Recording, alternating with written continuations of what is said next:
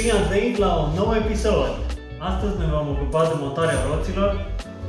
Avem una dintre roți gata spițată, va trebui doar să o mai centrăm. Pe cealaltă, în schimb, va trebui să o asamblăm de la zero. Avem butucul, avem janta, avem spițele, niclurile. Vom pune toate piesele împreună și vom realiza o roată. În acest episod o să vă demonstrez cum se spițează o roată și de asemenea cum vom centra cele două roți. Pentru a înțelege de ce împletim spițele într-un anumit fel, trebuie să ne imaginăm că fiecare butuc are două flanșe.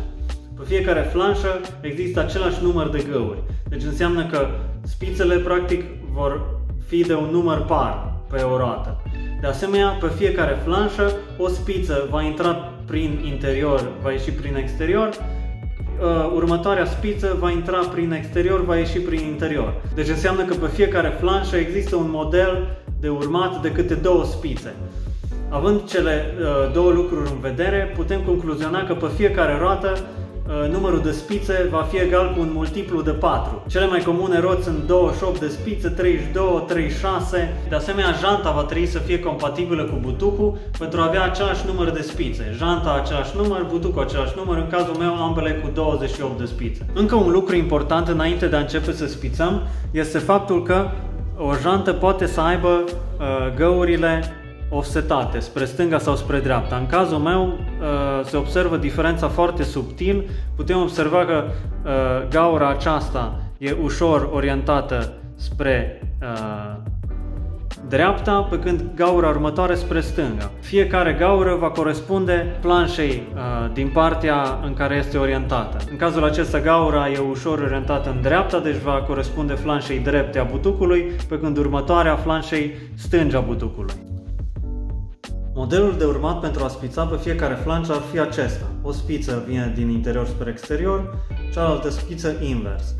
Pentru a ne ușura munca atunci când începem să spițăm, e foarte important ca prima dată să punem spițele care vin din exterior spre interior, adică acestea.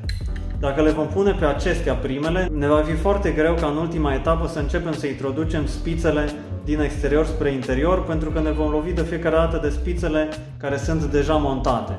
Pentru a evita acest lucru, vom monta prima dată spițele care se introduc din exterior spre interior pe o parte a flanșei și de asemenea la fel și pe cealaltă parte. După cum am spus, începem să introducem spițele din exterior spre interior la fiecare a doua gaură.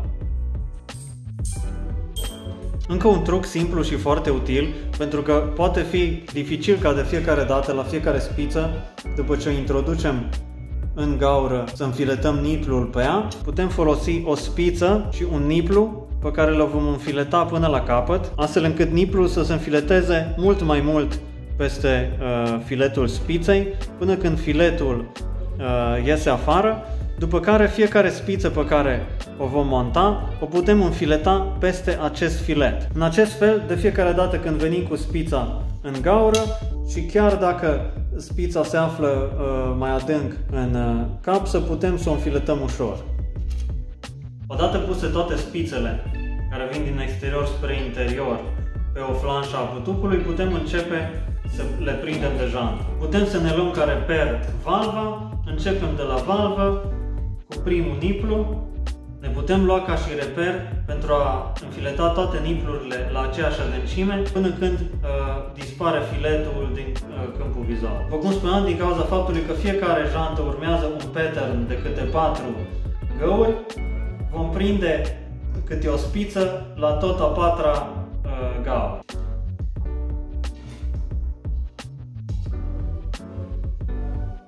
Am montat toate spițele interioare de pe o flanșă, acum vom începe cu cealaltă. Dacă ne uităm la butuc, vom observa că fiecare gaură de pe o parte a flanșei nu are un corespondent pe partea cealaltă. Fiecare gaură pe flanșa cealaltă e centrată între două alte găuri. Ne putem orienta în funcție de unde avem gaura de pe flanșa de jos, privim flanșa de sus și luăm următoarea gaură. Vom începe din nou cu spițele care vin din exterior spre interior, privim flanșa opusă, dintre cele două găuri alegem una dintre ele, în cazul meu eu am ales-o în sens orar. Următoarea gaură va corespunde următoarei găuri de pe jantă. În același fel, introducem toate spițele din exterior spre interior pe flanșa cealaltă, după care vom începe să le prindem pe jantă. Am terminat și prinderea spițelor interioare de pe cealaltă flanșă. Acum urmează să răsucim trucul și să așezăm spițele astfel încât acestea să tensioneze ușor, după care vom veni cu câte o spiță din interior spre exterior și facem o spițare de tip încrucișare cu două intersecții, adică spița aceasta va intersecta pe drumul ei de la flanșă la jantă două alte spițe. Nu pot să fac tehnica de încrucișare cu 3 spițe, aceste spițe sunt reciclate, sunt prea scurte oricum pentru a face încrucișare cu 3. Intersectăm spița vecină, după care intersectăm a doua spiță pe sub care trecem. De această dată spița nu mai putem să o scoatem în exterior, așa că vom folosi trucul pe care vi l-am arătat deja. După care desiletăm spița cu care am înfiletat-o. În acest fel vom prinde toate celelalte spițe.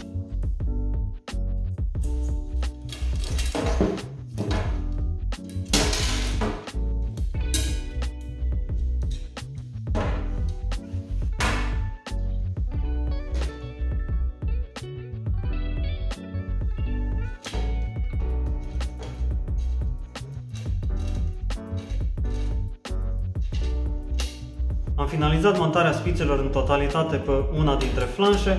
Vom face în același fel acum și pe următoarea flanșă.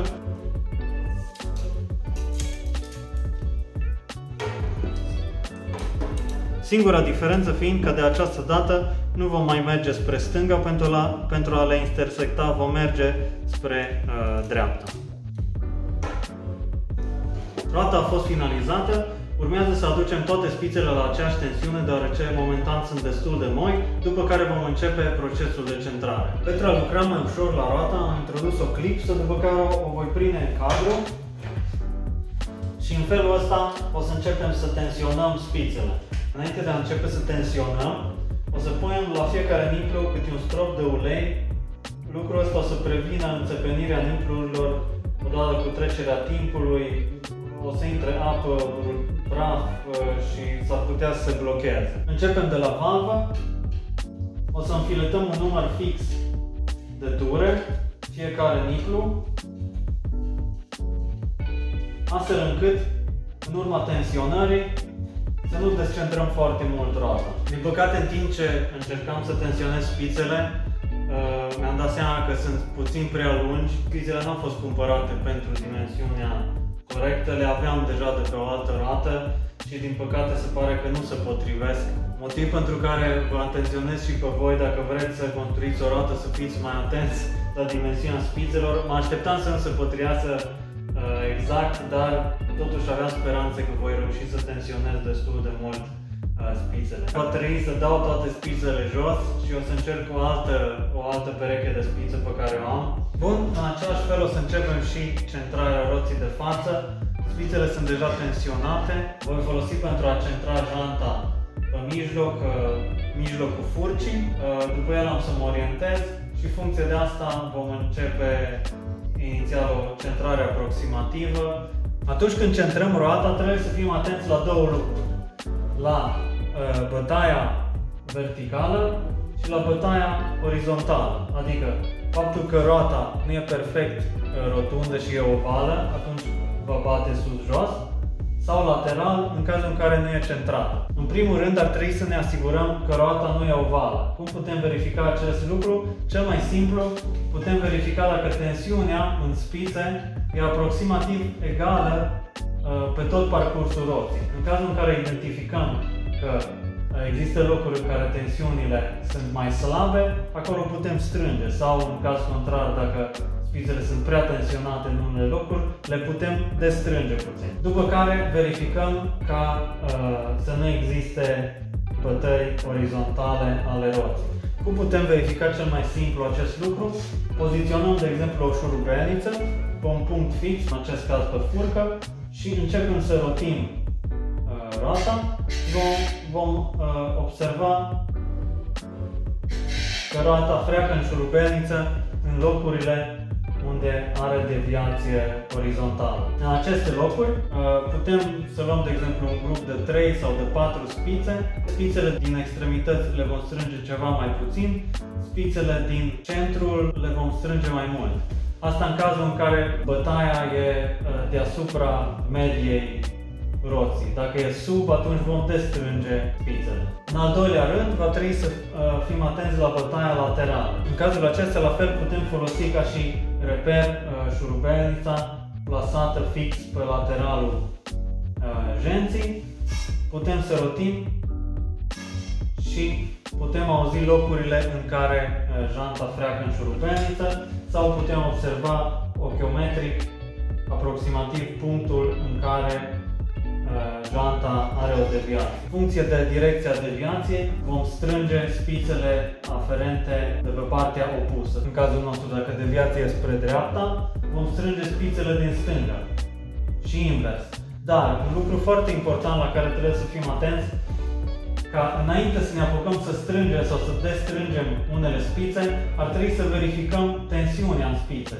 Pentru că, de exemplu, dacă avem o deviație a jenții în dreapta și spițele din stânga sunt foarte relaxate, vom strânge spițele din stânga, dar pentru același caz, dacă avem deviație în dreapta și spițele din dreapta vedem că sunt foarte tensionate, pe când cele din stânga au o tensiune rezonabilă, vom destrânge spițele din dreapta, astfel încât janta să nu fie trasă atât de mult spre dreapta. Urmând toate aceste procese, vom reuși să centrăm janta. Cu jențile noi e foarte simplu, cu jențile mai vechi, în schimb, din cauza faptului că sunt uzate, poate au unele lovituri, au suferit unele deformații permanente, nu le vom mai putea centra exact. Ideea e să identificăm dacă există zone în care janta a fost îndoită și să nu stăm foarte mult pe acea zonă, pentru că probabil nu o vom putea centra perfect niciodată. În cazul meu,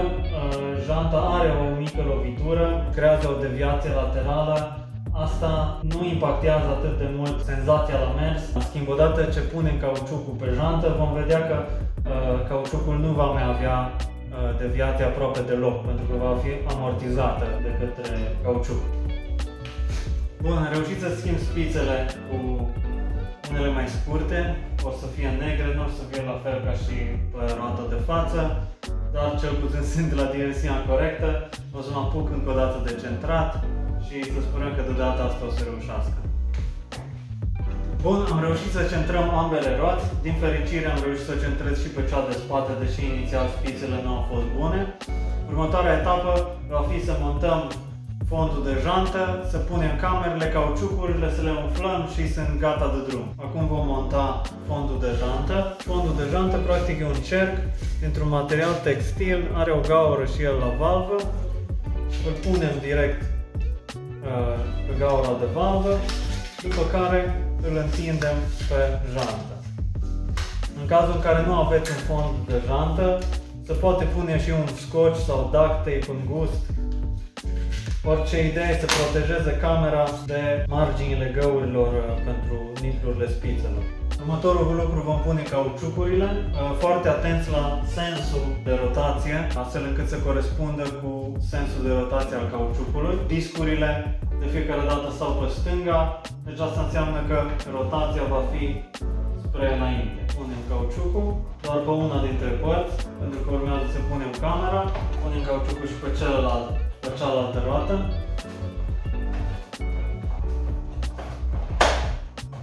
Ok, ultimul stadiu va fi să montăm camerele în roți. Pentru asta o să umflu puțin camera înainte să o introduc în cauciuc, pentru că va fi mai simplu să lucrez cu ea. Dau cauciucul la o parte, identific valva, o trec prin valvă, o bag înăuntru, după care din locul valvei încep să introduc cauciucul și pe cealaltă parte.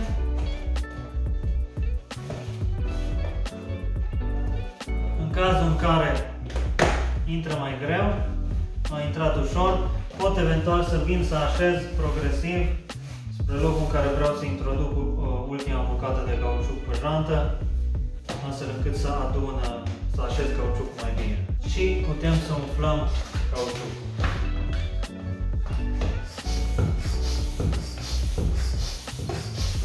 Bun, roțile au fost pregătite. Putem să le montăm pe bicicletă.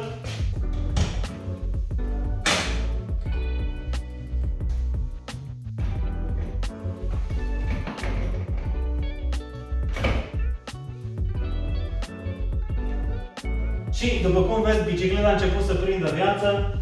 Avem roți, cadru, ghidon, furcă. În următoarele episoade voi începe să montez și celelalte accesorii, transmisie, frâne, manete și multe altele, scaun. Dacă ești interesat de noile episoade, nu ezita să dai un subscribe, de asemenea activează și clopoțelul pentru a fi notificat de fiecare dată când voi uploada un clip nou. Dacă ți-a plăcut clipul, nu ezita să dai un like, de asemenea share-ul și cu prietenii tăi. Până data viitoare, ne vedem în comentarii și lanț întins!